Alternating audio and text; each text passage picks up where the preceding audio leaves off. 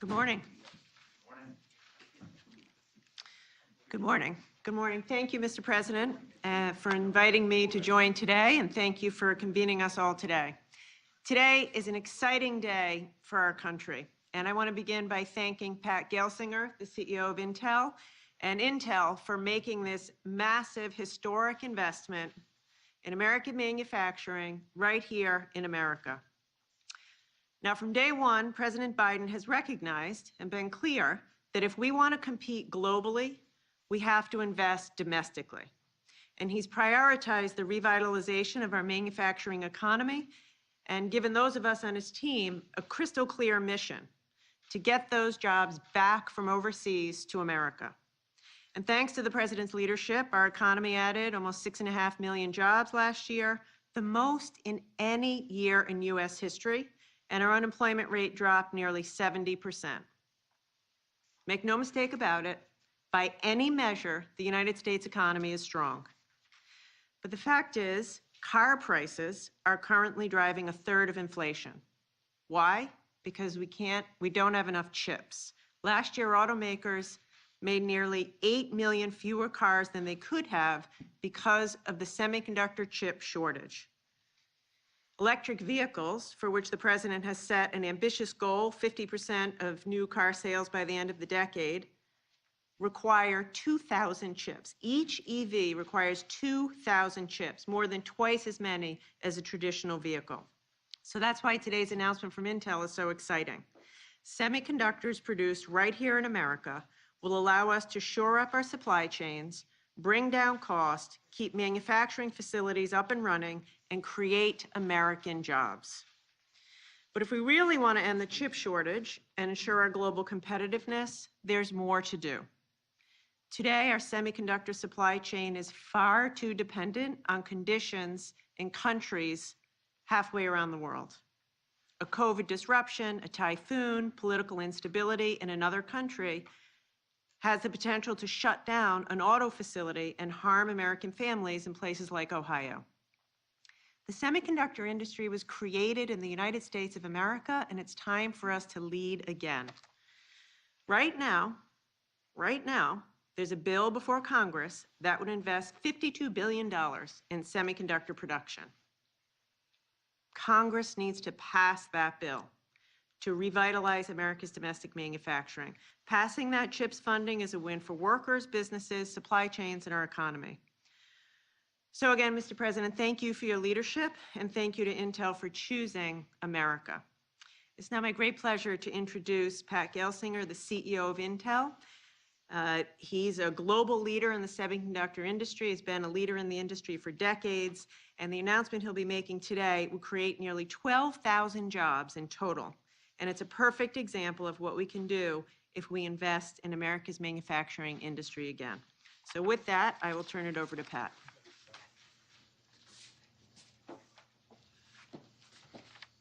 Thank you, Secretary Raimondo. Thank you, President.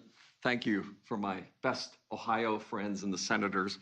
And we look forward to being welcomed into Ohio. I am thrilled to be at the White House today. Such an exciting occasion, historic day for Intel and the global semiconductor industry. And for a farm boy from Pennsylvania, I thought I'd never be here. Today, Intel is announcing plans for an initial investment of more than $20 billion to build 2 new leading-edge fabs in Ohio. I would be remiss not to thank Governor DeWine and his team in Ohio for their fantastic partnership, and I look forward to commemorating this special day together at our event in Licking County, Ohio, later today. This will be our first new manufacturing site in 40 years, and spanning nearly 1,000 acres will be a mega fab location that can accommodate a total of 8 chip factories, or fabs as we call them. What we're announcing today is the first 2, but we hope to build out that full campus. This initial investment is $20 billion, the single largest private sector investment in Ohio history, and we plan to continue to grow this presence. At full build out, this site could grow to as much as $100 billion of total investment over the decade. This impact of a mega site like this is simply profound. A semiconductor factory is not like other factories. It's more like a small city supporting a vibrant community of services, suppliers, and ancillary businesses. You can think about this as a magnet for the entire tech industry. And all of this is creating new jobs. And we plan to invest an additional $100 million over the next decade to help develop and attract a pipeline of skilled talent and bolster research programs throughout the region. Intel's investments will help meet the unprecedented demand for advanced semiconductors, or chips as they are called. As every consumer in America now knows, we've seen disruptions in our supply chain globally. Many products are in back order, and Christmas trees were not nearly as full this year simply because the industry does not have enough chips. Our lives depend on them. And ponder for a moment, what portion of your life is not becoming more digital? Our dependence, the criticality of semiconductors, the brains that are powering critical industries, education, business, medicine, work from home, learn from home, care from home, infrastructure, national security, all of these depend on chips. But as Secretary Raimondo said, most semiconductors today are sourced overseas. As a country, we cannot rely solely on imports for such essential technology. And the only way to address this economic and security risk is to increase our domestic semiconductor manufacturing capacity. That's why last year I announced a historic investment to expand our operations in Arizona and Mexico.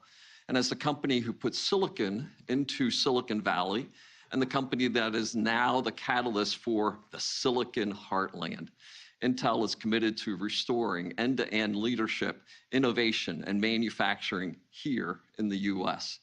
We are doing our part, but we can't do it alone. The federal government has shown strong bipartisan support for growing this strategic industry. And I'd like to thank President Biden, Secretary Raimondo, and everybody involved in supporting the semiconductor industry. And I would also like to thank Senator Schumer, Cornyn, and Representatives Matsui and McCall for sponsoring the Chips for America Act. But as Secretary Raimondo said, now Congress needs to finish the job. Our announcement today is motivated by the CHIPS Act. We're putting our chips on the table, as I like to say. We are getting started, but this project will be bigger and faster with the CHIPS Act. The CHIPS Act will help address the long-term impacts of the semiconductor shortage, global supply chain challenges, and associated rising costs faced by American families today. It will also ensure America maintains its leadership role in semiconductor manufacturing and R&D. We welcome the opportunity to work with President Biden, federal and state governments, to transform the turmoil of this time into a recovery that creates world-changing technology to improve the life of every person on the planet. I thank you, and it's now my honor, my pleasure, and something a farm kid from Pennsylvania would have never imagined, that I get to introduce the President of the United States. Mr. President. Thank you.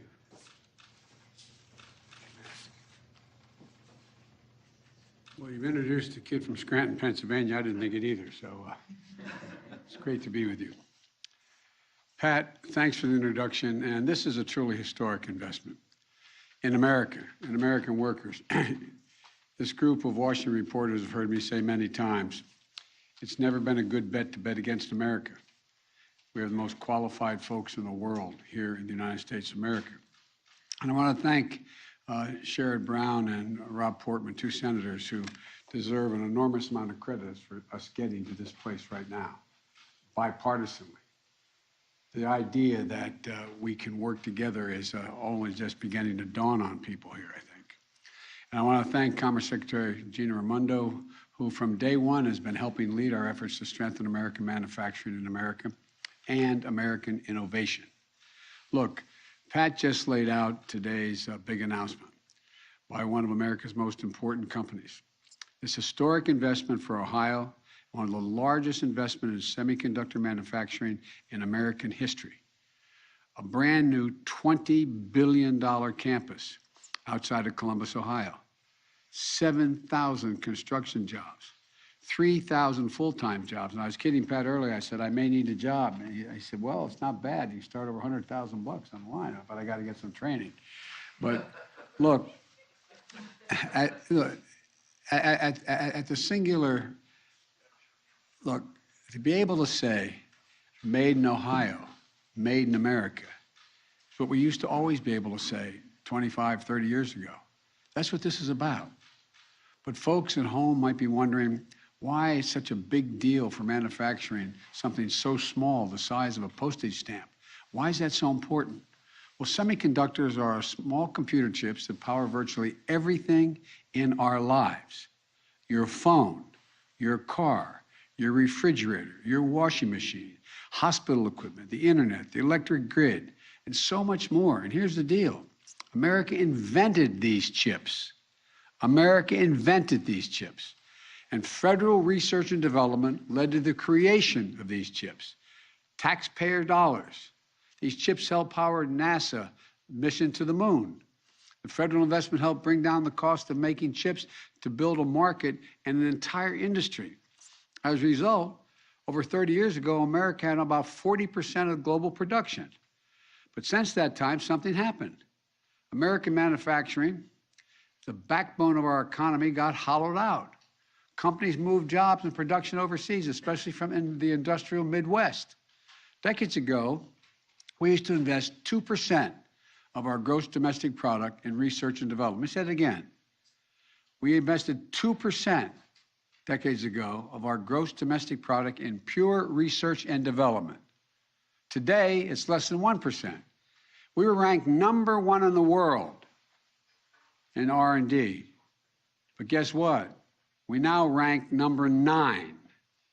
China was #8 in the world 3 decades ago. Now they're #2. And other countries are closing in fast. As a result, today, we barely produce 10% of the computer chips despite being the leader in chip design and research. And we don't have the ability to make the most advanced chips right now. But today, 75% of the production takes place in East Asia. 90% of the most advanced chips are made in Taiwan. China is doing everything it can to take over the global market so they can try to outcompete the rest of us and have a lot of applications, including military applications. Folks, look, during this pandemic, your pocketbook felt the consequences: inflation, higher prices. Whenever a factory shuts down in one part of the world, the production and shipments of goods to shops and homes and business all over the world gets disrupted. COVID-19 has compounded that problem many times over, especially with these computer chips. As a result, everything from cars to dishwashers are delayed getting to showrooms and customers, just as demand for them is up because the economy is growing. And because supply is low, we find ourselves in a position that we're really behind the curve. Prices are going up. In fact, 1/3 of the recent price increases that have been seen nationally are due to car prices, as was mentioned earlier. You know, I'm going to turn to the boss here. What percentage of chips are needed to build the cars today, and what's going to happen in the next 5 to 10 years? 4% today, 20% by 2030. 20% by 2030 is going to be required to, that's what the car is made of. 20% of it is going to be these computer chips. Historic as today's announcement is, we need to be, this is just the beginning. And this is an important part of today's message. Right now, there's a bill in front of the United States Congress, because the 2 men behind me are pushing it, U.S. Innovation and Competition Act, which includes several of the ideas I proposed last year that would accelerate the progress in a big way. The bill calls for authorizing nearly $90 billion for research and development, manufacturing, and supply chain. Look, including empowering the National Science Foundation to bring together local communities, universities, community colleges, private companies, and more partnerships like this. And by the way, speaking of community colleges, you all know this, the Washington Press Corps does at least. My wife is a community college professor. She said it's the best kept secret in America. This is a community college graduate who skipped his senior year in high school, went to local community college, and then went on. My wife's got to meet you, man. Look, this includes a $52 billion incentive for more companies to build their manufacturing facilities here in the United States of America. I want other cities and states to be able to make announcements like the one being made here today. And that's why I want to see Congress pass this bill right away and get it to my desk. Let's get another historic piece of bipartisan legislation done. Let's do it for the sake of our economic competitiveness and our national security. Let's do it for the cities and towns all across America working to get their piece of the global economic package. And let's do it for the dignity and pride of this country and the American worker. I made clear while I was running for president and from day one of this administration, we are going to invest in America. We're investing in American workers. We're going to stamp everything we can made in America, especially these computer chips. Vice President Harris and I, along with Secretary Raimondo and our entire team, have met with members of Congress in both parties because this is a bipartisan issue. We brought business and labor together to see where we could ramp up production and help resolve bottlenecks. Soon after I was sworn in, I signed an executive order to revitalize American manufacturing and making our supply chains more resilient to disruptions, whether it's a pandemic, climate change, or cyber attacks. In some cases, building resilience will mean increasing our production here at home. In others, will mean working more closely with our trusted friends and partners, nations that share our values so that the supply chains do not get used against us as leverage. In fact, I made this clear to President Xi of China. We need not have confrontation, but we have a stiff economic and technological competition, and we're going to insist everyone, including China, play by the same rules. We're going to invest whatever it takes in America, in American innovation, in American communities, and American workers. That's exactly what we're doing here today. As a result of the progress we've made, record economic growth, record job growth, faster economic recovery than any other nation on earth, we are better positioned globally than we have been in a long, long time. Intel's historic investment is one example. It's not the only one. In fact, last year, the largest semiconductor companies, including Samsung and Micron, committed $80 billion to build new facilities in the United States, in Arizona, New York, Oregon, Texas. And why are these companies choosing us, the United States? I think it's because they know we have the most productive workers, the best research universities, a dynamic venture capitalist system, and a rule of law that protects intellectual property. I think we're better positioned than any nation to seize these opportunities. But we have to keep it going. And I think our best days are ahead of us. Last year, we took a big step toward that front with the bipartisan infrastructure law. And I want to thank Senator Brown and Senator Portman for their hard work in getting that done. That law is going to upgrade everything from roads, bridges, ports, airports, railroads, transit, to make our economy move faster and reduce prices for families. This is going to create better jobs for millions of Americans all over the country, rural, urban, suburban. And it means America is the most attractive place for companies like Intel to invest and make their products. Because of the law, this year, for the first time in 2 decades, our infrastructure investment will grow faster than China's, for the first time in decades. This is a game changer. Now we have to build on that progress, and that's what this today is about. It includes Congress acting on our competition bill, which I mentioned earlier, and my administration is going to keep using all the tools we have to reshore our supply chains, strengthen our economic resilience, and make more in America. Because at the end of the day, this is about national security, economic security, and it's about jobs. Good paying, decent jobs you can raise a family on. Jobs now, jobs for the future. Jobs in every part of the country, jobs that bring the industrial Midwest back. It shows the world that we're always going to fight for American workers. In fact, these facilities are a symbol of what America is all about. PhD engineers, scientists, alongside community college graduates, as my wife says, they're the best kept secret in America. Pat went on beyond that. But people of different ages, races, backgrounds, working side by side. They're all working together to do the same thing. The most sophisticated manufacturing we have ever seen. Tiny computer chip the size of a stamp. They're showing what I've always believed. There is nothing beyond our capacity as a nation if we do it together as the United States of America. And I want to thank Pat again and Intel I can't wait to see this this next visit that you're about to have in Ohio today. And I want to make one last comment. You know, folks, and I asked Pat this, but I've asked many other corporate leaders around this nation.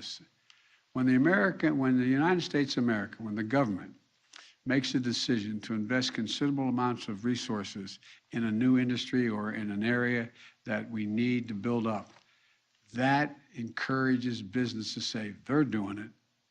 This is going to happen. I'll get in too. I asked Pat whether that was part of the judgment. Am I misleading? Am I misstating it all? And it is, but I just want everybody to understand. When, I'm sure there were people who looked at both my colleagues who helped lead the fight in this CHIPS Act we're trying to pass. Are you going to spend all that money? That money attracts money. It attracts investment. It demonstrates we're all in. So, folks, I'm going to say what I've always said. There's not a damn thing this country can't do. Not a single thing we can't do.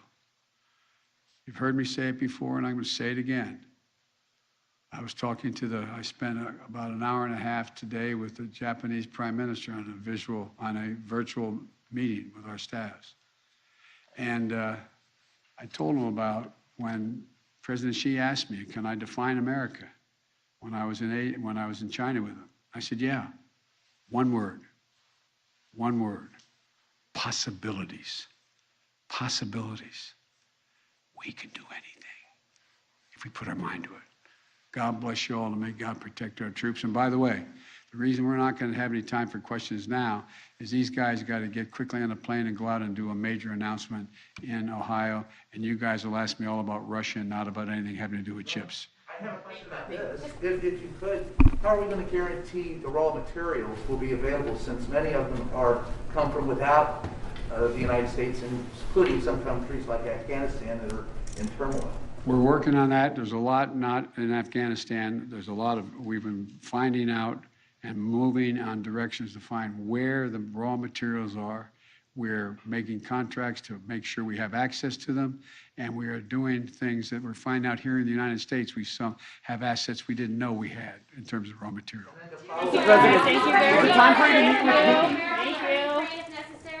Thank you. Thank you very much.